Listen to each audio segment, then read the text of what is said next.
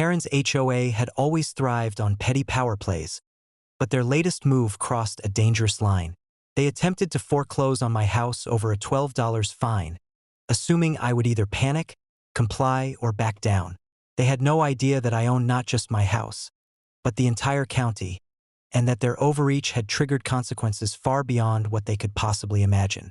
The morning began with the usual HOA delivery, a stack of letters stamped with authority, each demanding immediate payment and threatening foreclosure. The fine? Paltry $12. They assumed the symbolic weight of their threat would pressure compliance. Karen, as president of the HOA, personally oversaw the mailing, confident that bureaucracy and intimidation would force a reaction. I read the letter and chuckled. For a fleeting moment, I imagined the look on Karen's face when she realized she had miscalculated yet again. My ownership of the county and surrounding properties provided a unique advantage. Any attempt at foreclosure on one of my holdings was meaningless legally, but it was the perfect setup for strategic counteraction. First, I documented everything: letters, envelopes, stamps, delivery confirmations, all meticulously logged. Each minor detail would form the foundation of the legal trap that Karen had inadvertently stepped into. I then reviewed the HOA's bylaws and governance documents, searching for every instance of overreach, illegal enforcement, and procedural misstep.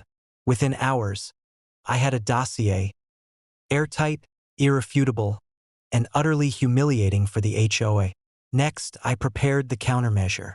Using my authority over county properties and utility infrastructure, I sent a certified notice back to Karen and the HOA board. It outlined my full ownership of the county, including roads, utilities, public easements, and all residential parcels. Every attempted fine, fee, or foreclosure was not just null and void. It was legally actionable against the HOA and its officers personally. The letter included photographs, title documents, and a detailed explanation of liability. Karen was already panicking before she even opened the envelope. Her plan relied on intimidation, not legality, and she had no contingency for confronting someone with authority exceeding hers by orders of magnitude. But I wasn't done. I decided to escalate the spectacle. I arranged a public demonstration of authority. Neighbors were invited under the pretense of a community meeting.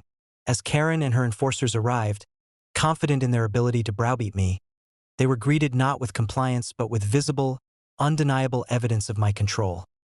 County property maps, utility grids, and signage showing public access points, all highlighting my ownership. The HOA had attempted foreclosure over $12. In response, I demonstrated ownership over streets, land, and even municipal utilities.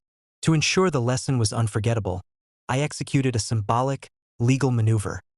I activated county-level utility controls, showing that any attempt to enforce fines or restrict access could be instantly countermanded.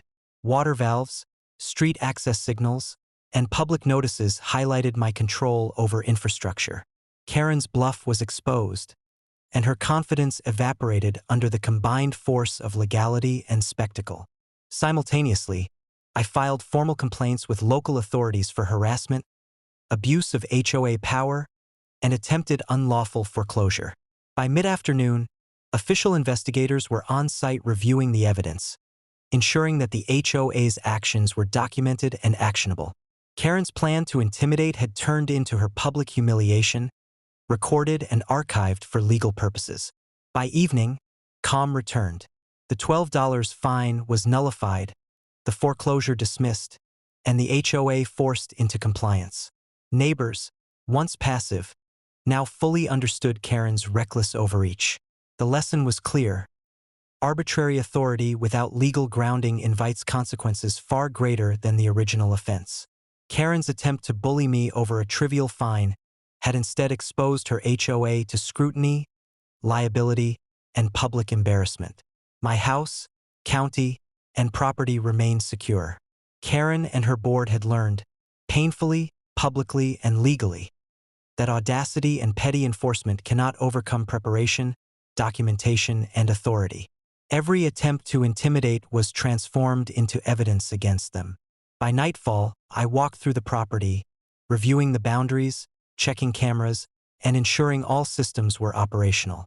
Karen's HOA had assumed they could enforce a $12 fine with impunity.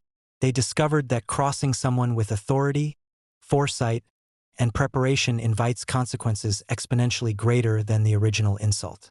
And they would never forget it.